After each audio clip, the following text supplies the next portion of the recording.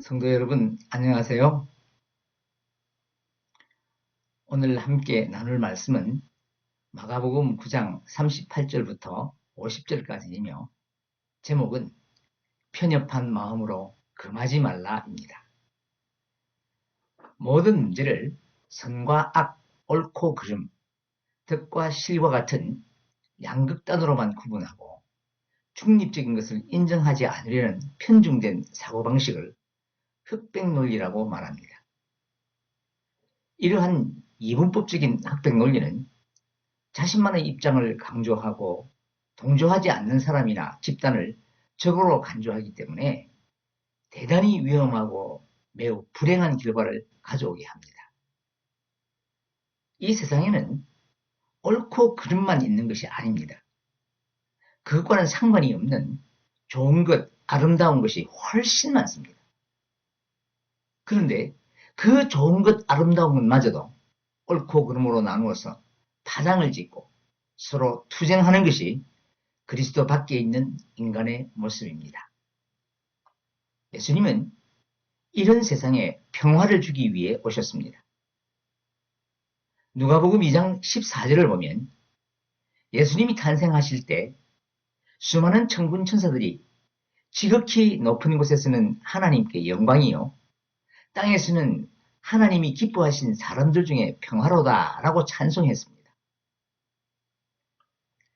예수님의 탄생이 하나님께 영광이 되는 이유는 하나님이 육신의 몸을 입고 아들의 위로 이 땅에 오신 것은 세상을 구원하시겠다는 당신의 뜻을 구체적으로 보여주신 것이며 그 사역으로 인하여 이 땅에 하나님의 사랑과 공의가 드러나기 때문에 그 자체로도 하나님께 영광이 됩니다.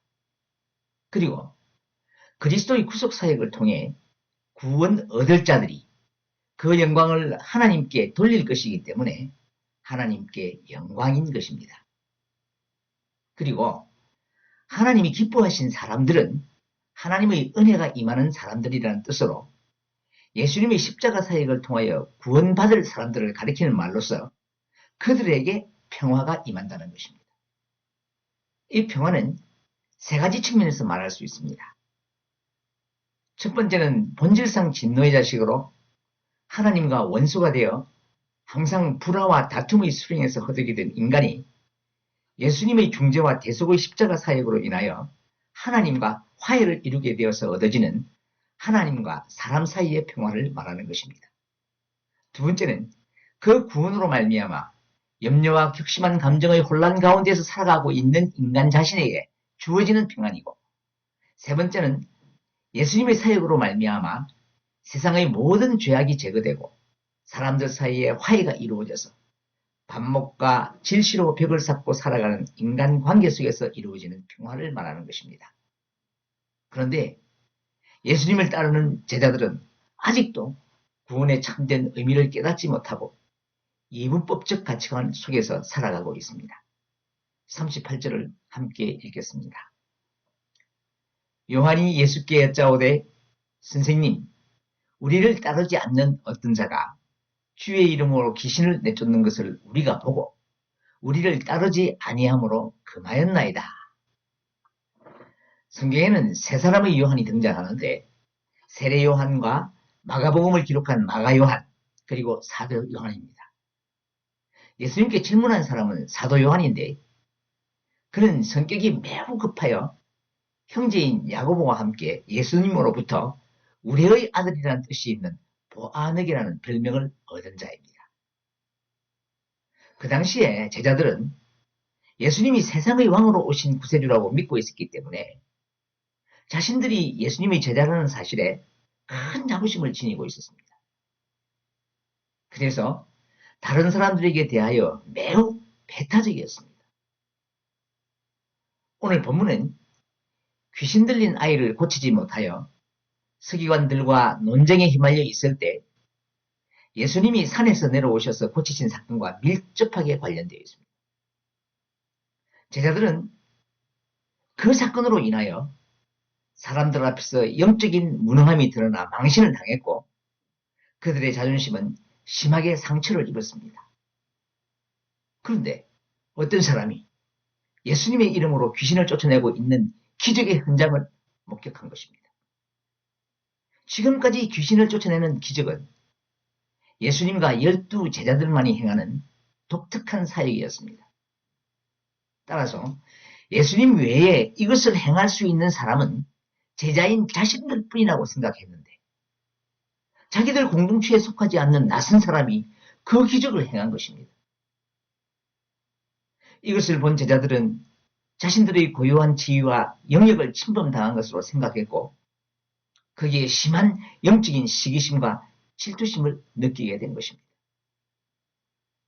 이러한 영적인 질투심은 결국 그들의 흑백 논리의 배경이 되어서 자신들 외에 예수님의 이름으로 기적을 행하는 자들을 모두 악한 자로 규정한 것입니다. 그들의 이러한 심정을 성격 급한 요한이 제자들을 대표해서 예수님께 말씀을 드린 것입니다. 그런데 예수님의 대답은 그들의 생각과는 전혀 다릅니다. 39절, 40절을 함께 읽겠습니다. 예수께서 이르시되 금하지 말라. 내 이름을 의탁하여 능한 일을 행하고 즉시로 나를 비방할 자가 없느니라. 우리를 반대하지 않는 자는 우리를 위하는 자니라. 예수님은 제자들이 행한 것이 독선임을 지적하시고 그 일을 금하지 말라고 단호하게 명령하시며 그 이유를 두 가지로 설명하십니다. 첫 번째 이유는 내 이름을 의탁하여 능한 일을 해가고 즉시로 나를 비방할 자가 없기 때문이라고 했습니다. 이 문장에서 우리가 주목해야 할 부분이 있습니다. 그것은 이름이라는 단어 앞에 쓰인 전치사입니다. 우리 성경에는 나타나 있지 않지만 헬라어 성경을 보면 에피라는 전치사가 붙어 있는데 에피는 무엇을 근거로 하여라는 뜻으로 누가 무엇인가를 의지하거나 근거하는 것을 표현할 때 쓰는 전치사입니다. 그러므로 본문에서 예수님이 말씀하신 내 이름으로는 예수님의 이름을 의지한다는 뜻으로 말씀하신 것입니다. 그런데 38절에서 제자들이 예수님께 말씀드리면서 주의 이름으로 할 때에는 n이라는 전치사를 사용하고 있습니다. n은 무엇으로 말미암아라는 뜻으로 수단이나 대리 기능을 표현할 때 쓰는 말입니다. 그러므로 제자들에게 예수님의 이름은 단지 귀신을 내어 쫓는 수단에 불과했던 것입니다. 그러니까 제자들은 지금까지 예수님의 이름을 능력 행하는 수단이나 도구 정도로만 인식하고 있었던 것입니다. 그런데 이런 제자들의 모습은 오늘날 성도들에게도 쉽게 찾아볼 수 있습니다. 자신의 이익을 위하여 예수님의 이름을 아무런 죄식도 없이 함부로 사용합니다.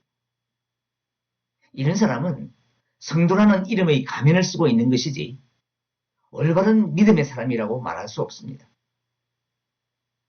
하나님과의 바른 관계를 바탕으로 형성된 올바른 믿음만이 하나님의 온전한 능력을 경험하게 된다는 사실을 성도는 반드시 기억해야 합니다. 두 번째 이유는 반대하지 않는 자는 우리를 위하는 자이기 때문이라고 말씀하셨습니다. 여기서 반대하지 않는 자는 적대하지 않는 자라는 뜻으로 38절에서 제자들이 말한 따르지 않는 어떤 자와는 완전히 다른 의미를 지니고 있습니다. 제자들은 어떤 자의 행위가 자신들과 동일하지 않다는 것을 말한 것이지만 예수님은 자신을 적대하지 않는 자를 무언의 찬동자라고 말씀하신 것입니다. 예수님의 이 말씀은 제자들에게 자신들 그룹에 속하지 않는다고 차별하거나 배제하지 말고 모두를 포용하라는 것입니다. 이것이 진정으로 하나님 나라를 위하는 사명을 지닌 제자들이 가져야 할 자세라는 것입니다. 그런데 우리는 나와 조금이라도 다르면 틀렸다고 정죄합니다. 이것이 서두에 말씀드린 흑백 논리입니다. 이러한 논리로 나보다 재능이 있고 잘하는 자들을 틀렸다는 핑계로 배제하고 시기하고 질투하고 미워합니다. 41절을 함께 읽겠습니다. 누구든지 너희가 그리스도에 속한 자라 하여 물 한 그릇이라도 주면 내가 진실로 너희에게 이르노니 그가 결코 상을 잃지 않으리라. 이 말씀을 어린아이 하나를 영접한 것이 곧 나를 영접함이요 라는 37절과 연관지어 볼 때 그리스도에 속한 자라 하여 물을 주었다는 것은 그리스도를 대접하는 것이 됩니다. 여기서 물 한 그릇이라도 주면 이라는 말은 우리 성경의 문맥으로 보면 보잘것없는 물 한 그릇이라도 준다면 이라는 의미입니다. 그런데 헬라어 성경을 그대로 직역하면 확실히 너희에게 물 한 그릇을 주는 자는 누구든지가 됩니다. 이 문장을 우리말이 주는 뉘앙스대로 해석을 해서 그리스도에게 속한 자라는 이유로 보잘것없는 물 한 그릇이라도 주는 자는 반드시 상을 받을 것이라고 해석을 해도 틀리지 않습니다. 그런데 물은 인간의 생존을 위하여 없어서는 안 될 중요한 것입니다. 그리고 유대 지역에서는 물이 귀하기 때문에 매우 귀중하게 여겼습니다. 예수님 당시의 제자들은 도보로 긴 여행을 해야 했기 때문에 많은 갈증을 느꼈을 것이고 그때 물 한 그릇은 정말 귀한 것입니다. 그러므로 이 문장을 아무리 사소하고 하찮게 여기지는 자라도 그가 그리스도에게 속한 자로 여겨서 귀한 것으로 섬긴 자는 반드시 그에 합당한 상을 주시겠다는 의미로도 해석할 수 있습니다. 어떻게 해석하든지 간에 이 말씀은 예수님이 제자들에게 그들의 편협하고 배타진 생각을 버리고 개방적이어야 한다는 것을 강조하신 것입니다. 자신들의 공동체에 속하지 않는다 할지라도 예수님을 따르는 자들을 배척하지 말고 오히려 주의 이름으로 그들을 포용하고 섬기라는 것입니다. 그리고 이 말씀은 단지 그 제자들에게만 주어진 것이 아닙니다. 현재와 미래의 모든 제자들이 세상을 향하여 가져야 하는 가장 기본적인 자세입니다. 그러므로 저와 여러분이 세상을 향하여 우선적으로 갖춰야 할 자세도 마찬가지입니다. 나와 다르다는 이유로 아니면 나보다 우월하다는 이유로 시기하고 질투하여 배척하지 말고 포용해야 하는 것입니다. 예수님은 아직도 구원에 관하여 제대로 이해하지 못하는 제자들에게 구원에 관한 개념을 분명히 가르치기 위해 경고를 하시는데 그 말씀이 너무나도 섬뜩합니다. 42절을 함께 읽겠습니다. 또 누구든지 나를 믿는 이 작은 자들 중 하나라도 실족하게 하면 차라리 연자맷돌이 그 목에 매여 바다에 던져지는 것이 나으리라. 예수님의 이름으로 귀신을 내쫓는 자를 금했던 제자들에게 직접적으로 하신 엄중한 경고입니다.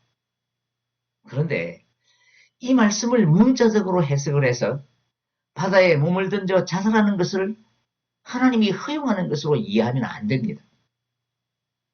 하나님의 형상대로 창조된 인간이 스스로 자기 목숨을 끊는 것은 하나님의 창조질서에 반하는 행위이며 살인입니다. 그리고 이 말씀에 내재된 하나님의 심판은 현세적인 것이 아니라 내세적인 것입니다. 그러므로 다른 사람을 실족하게 하는 자가 그 책임을 지고 이 땅에서 자살한다고 해서 하나님의 심판을 면할 수 없습니다. 오히려 자기 죄를 더욱 크게 만드는 악한 행위일 뿐입니다. 연자맷돌에 매어 바다에 던져지는 형벌은 당시 로마의 처형법 중에 하나로서 장사도 지낼 수 없도록 하는 매우 악한 형벌이었습니다. 그리고 본문에서 차라리로 번역된 헬라어 말로는 어느 것보다 다른 것이 좋다는 의미를 나타내는 단어입니다. 그러므로 본문은 소자 하나라도 실족하게 하는 자가 당하게 될 형벌이 연자맷돌을 목에 달아 바다에 던져지는 형벌보다 더 엄중하다는 의미로 말씀하신 것이지 자살을 허용하신 것이 아닙니다. 예수님의 제자들은 자신들이 주의 이름으로 귀신을 쫓는 자보다 더 큰 자라고 생각하고 있었습니다. 그리하여 예수님이 왕이 되면 그들 중에 누가 더 큰 자가 되어야 하는지를 다툰 것입니다. 하지만 그들은 큰 자가 아니었습니다. 예수님과 함께한 시간은 길었지만 예수님의 순환에 관한 교육을 2번이나 받았음에도 깨닫지 못했고 귀신도 쫓아내지 못했습니다. 그러면서 오히려 자기들은 하지 못한 귀신을 쫓아내는 일을 한 사람을 실족하게 한 것입니다. 그래서 예수님은 작은 자라는 말을 사용해서 누가 크냐 논쟁한 제자들에게 교만한 착각을 깨우치며 그들의 배타적인 행위를 엄중하게 꾸짖은 것입니다. 43절부터 48절까지 함께 읽겠습니다. 만일 내 손이 너를 범죄하게 하거든 찍어버려라. 장애인으로 영생에 들어가는 것이 2 손을 가지고 지옥 곧 끄지지 않는 불에 들어가는 것보다 나으리라. 만일 내 발이 너를 범죄하게 하거든 찍어버려라. 다리 저는 자로 영생에 들어가는 것이 2 발을 가지고 지옥에 던져지는 것보다 나으니라. 만일 내 눈이 너를 범죄하게 하거든 빼버리라.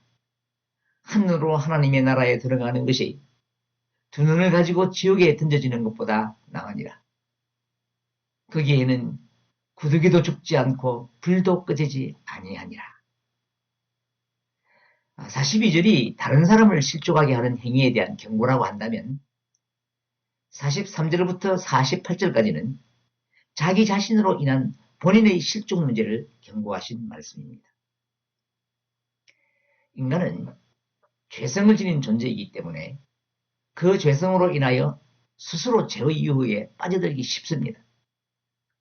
예수님은 제자들이 그 죄의 덫에 걸려들지 않도록 엄중히 경고하시면서 유혹에 빠지지 않기 위해서라면 손과 발과 눈이라도 포기하라고 말씀하십니다.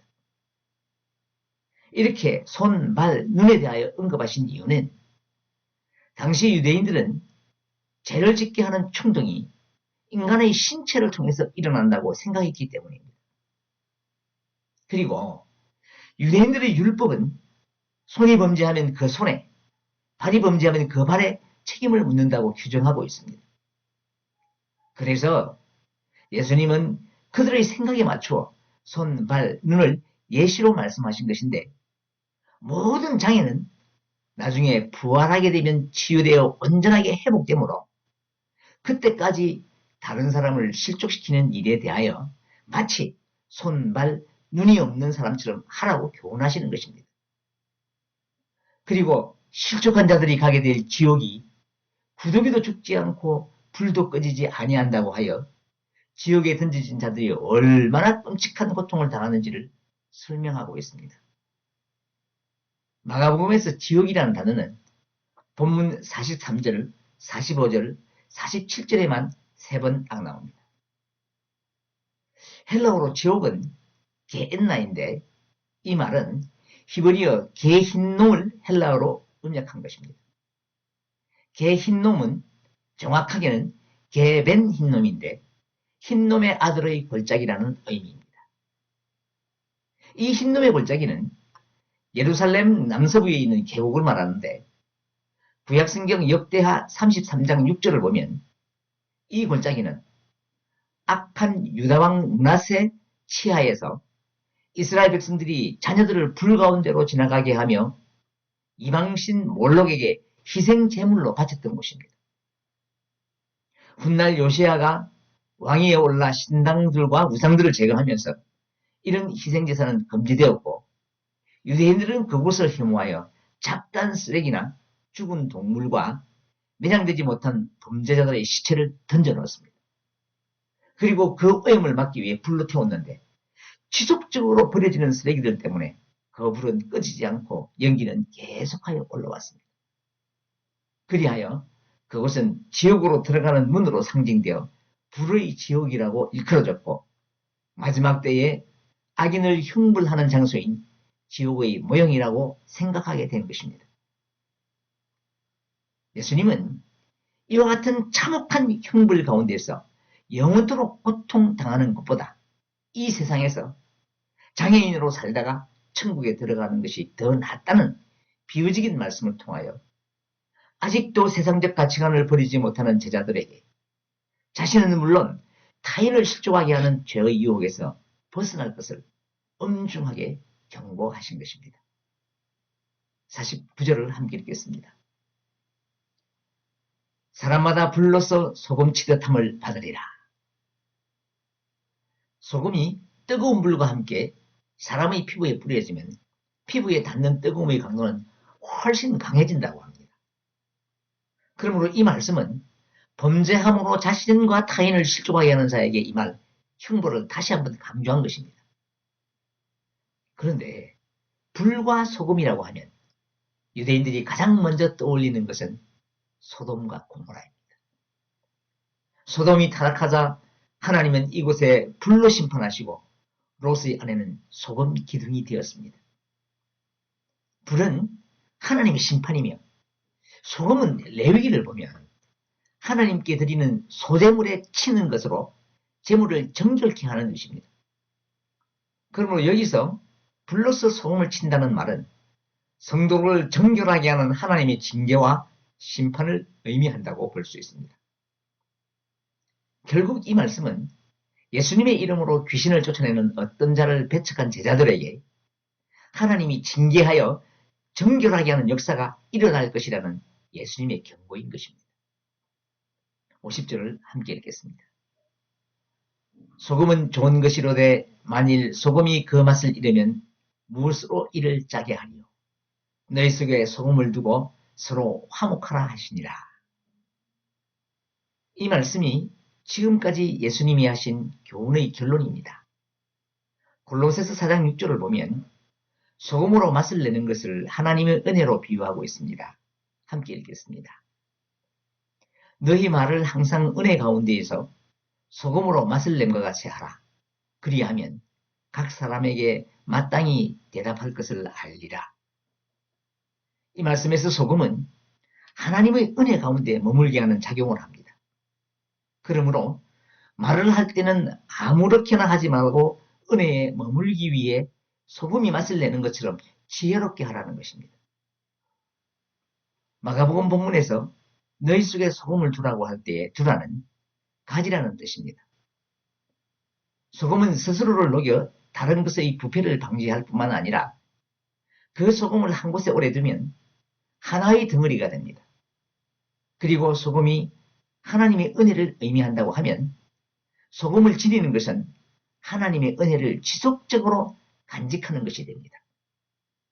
이렇게 하나님의 은혜를 간직하게 되면 정결하게 되어 심중에 일어나는 교만한 마음과 시기심과 질투심으로부터 자유롭게 되어 서로 화목할 수 있게 되는 것입니다. 사랑하는 여러분, 우리는 종종 나와 다르다는 이유로 함부로 남을 무시하거나 배척하고 때로는 시기하고 질투도 합니다. 그런데 이 문제는 반드시 해결되어야 합니다. 왜냐하면 저와 여러분은 그리스도의 지체로 부름을 받은 사람들이기 때문입니다. 예수님은 그리스도로 오셔서 죄와 담을 허무시고 이 땅에 평화를 주신 분이십니다. 그러기 위해서 세리와 죄인의 친구가 되시고 약한 자를 긍휼히 여기시며 급기야는 당신의 몸을 내어주셨습니다. 이제 우리가 그리스도와 한 몸을 이루어서 주님의 남은 고난을 감당해야 합니다. 사도 바울은 이 일을 감당하기 위해 받는 괴로움을 기뻐한다고 했습니다. 골로새서 1장 24절입니다. 함께 읽겠습니다. 나는 이제 너희를 위하여 받는 괴로움을 기뻐하고 그리스도의 남은 고난을 그의 몸된 교회를 위하여 내 육체에 채우노라. 그리스도의 남은 고난이란 예수님이 십자가 고난이 인류를 구원하기에 부족하다는 뜻이 아닙니다. 그것은 그리스도께서 택하신 자들에게 맡겨주신 사명을 감당하기 위한 고난, 즉 구원의 복된 소식을 전파하기 위하여 감당해야 하는 고난을 말하는 것입니다. 바울은 그 고난을 받는 것을 자신과 연합되어 있는 예수 그리스도께서 고난 받으시는 것과 같다는 의미에서 자신의 몸에 채우겠다고 고백한 것입니다. 이제 말씀을 맺겠습니다. 사랑하는 여러분, 사도 바울의 이 고백이 우리의 고백이 되기를 바랍니다. 그러기 위해 우리는 제자들의 실수를 반면교사로 삼아 예수님에 대한 잘못된 기들을 빨리 포기해야 합니다. 높아지려 하고 타인 위에 군림하려 하는 교만한 마음도 버려야 합니다.